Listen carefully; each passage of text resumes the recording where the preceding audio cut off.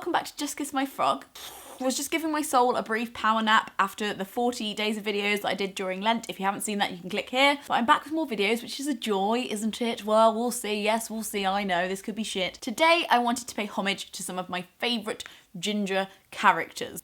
Now, over the 7 years that Just Kiss My Frog has been available online, I have changed my hair colour quite a lot, if some of you hadn't noticed. But a recurring theme you'll seem to see is ginger. And I've been ginger now for ages. A lot of people seem to think it is my natural hair colour, but it's not, it's a lie. I actually have brown hair. Growing up, unusual hair colour wasn't allowed, so I think as soon as I got out of school, I started experimenting with hair colours and trying to be lots of different people and trying to find out who I was by experimenting with how I looked, which I think actually is a really good gateway into finding out who you are by experimenting with the things that you put on your person. I think there's a lot of criticism when people try and do that, but I don't think it's a bad thing if you know you're consciously doing it. Now, I just want to talk briefly about what being ginger means to me. Yes, I do overthink everything, even my hair colour. A lot of people think that ginger is my natural hair colour. Not true. Fake news. I have brown hair. It's kind of the colour of my eyebrows. And I've struggled with my hair a lot throughout my life. And when I say struggle, I mean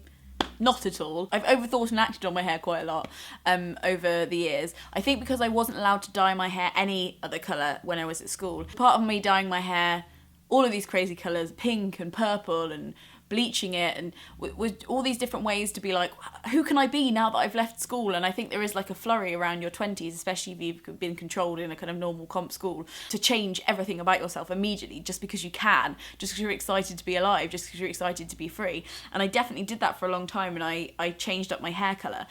But then when I tried to return to my natural colour, I also felt like that was a construct because I felt there was this enormous pressure on me to keep my hair in a good quality. There's a lot of hairdressers that want to talk to you about like hair health, and I'm like, hair health? I'm worried about body health. Hair health, you don't die from having bad hair health. It's a weird priority to have to me. So I never really go to the hairdressers. I haven't been to the hairdressers in about 4 years. I bought some hair scissors from Boots that I used to trim my hair. While I hated bleaching my hair, I also hated this idea of natural beauty and having to preserve my natural colour and make sure that my hair was healthy. So I found this like weird in-between state of being ginger that I'm really happy with. So yeah, now I weirdly artificially dye my hair, which feels like a really natural thing to do.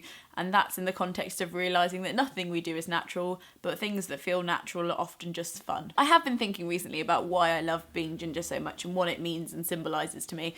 And I thought about all of the characters in literature that have been ginger and the kind of like brave streak I feel like it brings out in me, or the brave streak that I believe it brings out in me and therefore does bring out in me. Placebo effect is a really important thing to be aware of. The first character I came into contact with growing up, I think, was Pippi Longstocking. I remember reading an abridged version when I was really, really young, and I think a lot of books up until that point had involved groups of girls, or girls within a family unit, or girls with special powers, and Pippi Longstocking was the first girl to be really scruffy and not very sweet and kind of rude and kind of on her own. She was this symbol of like unbound adventure that it's just really captured my imagination, and I fucking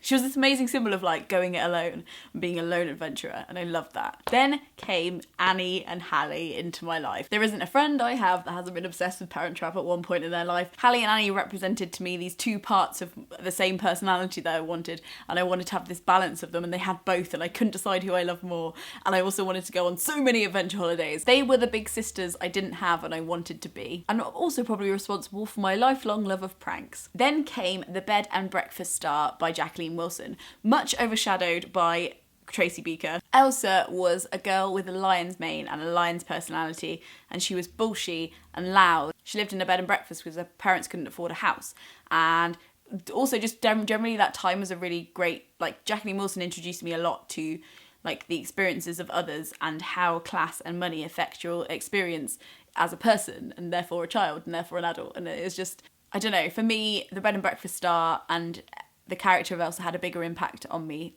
than Tracy Beaker probably. And spoiler alert, her loudness and her bullshiness saves everybody in the end. And it definitely inspired me to be a louder child in a shh kind of world. Then came Bette Midler's character in Beaches. oh. This inspiration came to me at a time where I wanted to be on the stage and I wanted to perform and I wanted to go out there and chase my dreams, but I was also worried about not being grounded and not keeping my friends, and this was like a hugely comforting film, and it was also like my introduction to Bette Midler. For some reason I hadn't seen any films with Bette Midler in yet. What? I saw her with her red hair tap dancing on the beach and I was like, everything's gonna be okay. She was the awakening I needed. Segue. This is a picture that has sat framed in my room for about 4 years now, and it's a picture of Edna Pontellier, who is a character in a book called The Awakening by Kate Chopin, which is a very controversial feminist short story in its time. It's from this book called Well-Read Women by Samantha Hand. So if you've seen the Goodnight Rebel stories, this is like a kind of literary version. It's a beautiful book of illustrations of female characters. But I cut this one out and I put this on my wall because The Awakening is one of my favourite books ever. I read it at university and I didn't know how much it equipped me to be single in my 20s. And the bank of knowledge that character gave me, I definitely drew on and accessed later in life. When I was thinking about restructuring my thoughts about marriage and children and like a woman's destiny in the world, which weirdly automatically was like programmed into my head when I wasn't watching. And then I went to university and then I lived a bit more and I started to reprogram. And I think reading The Awakening and Edna Pontellier really helped that. And I always pictured her as ginger because the copy I had was ginger. And then lots of illustrations of her say that she's ginger, and I just... Edna. You wouldn't think that the person who inspired your life the most was called Edna, but here we are. And lastly, Mrs. Weasley.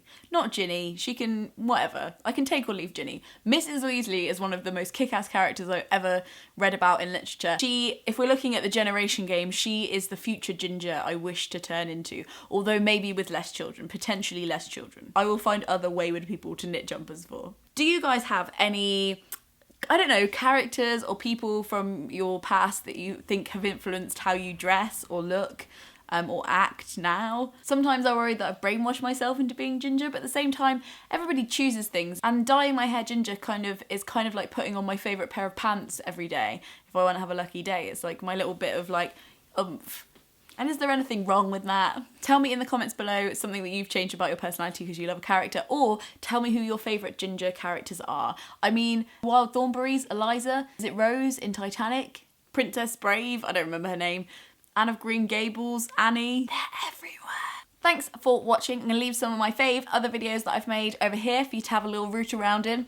And I will see you in my next video. Frog Snog out.